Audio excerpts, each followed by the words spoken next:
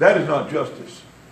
And listen, as I was writing articles, we haven't released it yet. I'm writing an article on some of this nonsense going on in our state house and some other places, and how that people are going to stand and give an account to God. I would not want to be in their shoes when they do. There's a lot of them as we go down. And I said in my article, I pray. I really do. I pray that they find Jesus and they meet him before they do stand before God with blood, innocent blood on their hands. God says that's part of our duty, especially as his people. Do justly.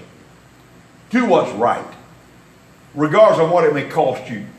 Regardless of the personal sacrifice again it may be to you, do what's right.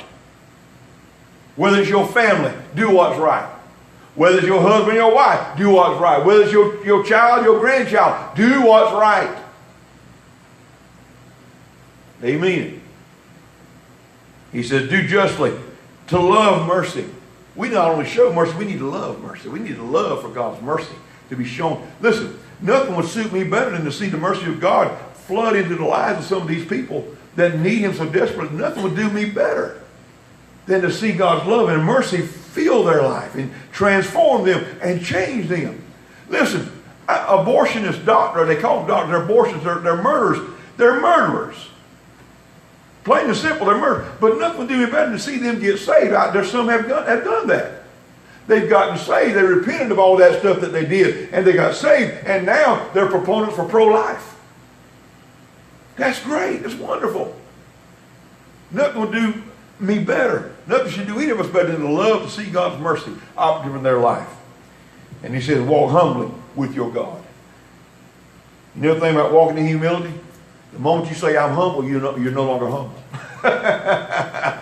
Pride has already put its toe in the door. The moment you say, well, I'm humble, no, if you have to say it, then you ain't humble. Humility is something that's unspoken. Doesn't have to be talked about. Anyway, I got to move on. Micah saw that it took more to please God than farm and barn and orchard and human sacrifices. He said it took these things of walking in justice and mercy and walking humbly before the Lord. Listen, what I'm saying is this, it's more than externals.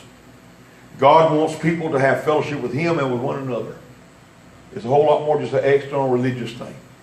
A whole lot more than just nice and fancy buildings. A whole lot more than nice carpet and nice pews. A whole lot more than air conditioning. It's a whole lot more than all of that.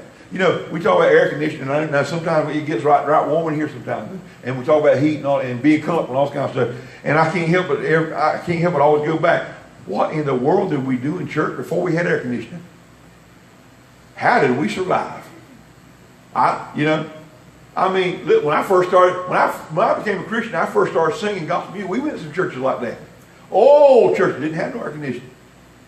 They might have had a few fans sitting in the windows, or had the old pot-bellied heater sitting out right in about the center part of the almost center, not quite center, but to the side somewhere along the center front, and it's much smaller sanctuary than this. Matter of fact, I've been to some churches, you put 2, 3, maybe even 4 of their sanctuaries inside this one sanctuary.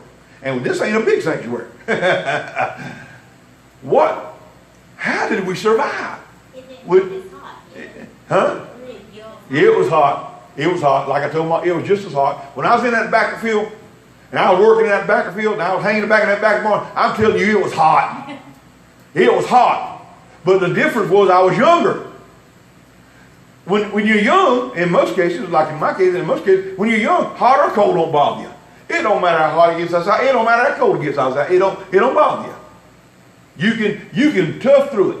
We play football it don't happen very often around here, but in foot deep snow. We get out in the yard and play football. We get out in the yard and play football. It was pouring down rain, sliding in mud holes. I mean, it was fun. It was a mess, but it was fun. I couldn't do that now, But when you're young, that stuff doesn't. But I'm just wondering how all the older folks, how they got along whenever they, no air conditioning, no heater. They might have been built tougher back then too. What were you saying? I said some people did that because somebody get down in Georgia or Sheridan and stuff. Oh yeah. Oh yeah. Yeah, we had some of our neighborhood kids walk around the shirt unbuttoned wide open and it'd be snow on the ground. When you're a kid, you just don't see that stuff. You just, that don't bother you.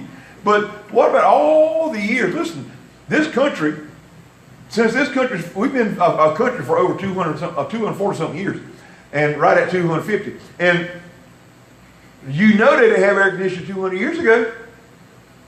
They didn't have, they had heat, but the only kind of heat was wood heaters, 200 years ago. But yet, the churches were full. People, and listen, they had some walk for miles to get to church. Many people right here, they can't even walk across the road. The church right across the road from them, they can't even walk across the road to get to church.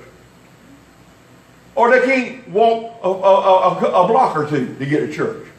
They won't even ride a block or two to get to church, much less walk. What? I mean, how did the church survive? How did people survive? Because we're talking about, and the air conditioner goes out, oh gosh, I just don't know. Whew, oh Lord, I wish you heard me the preacher would go and get some. I get in the cool and stuff. Or I wish I'm about to freeze. Oh, but I wish I know the heat ain't working around. Oh, I wish you heard it. I'm just cold. That's all I can think about. I'm just cold. I can't think about the sermon. I can't. What do people do in church then? When all this stuff was going on?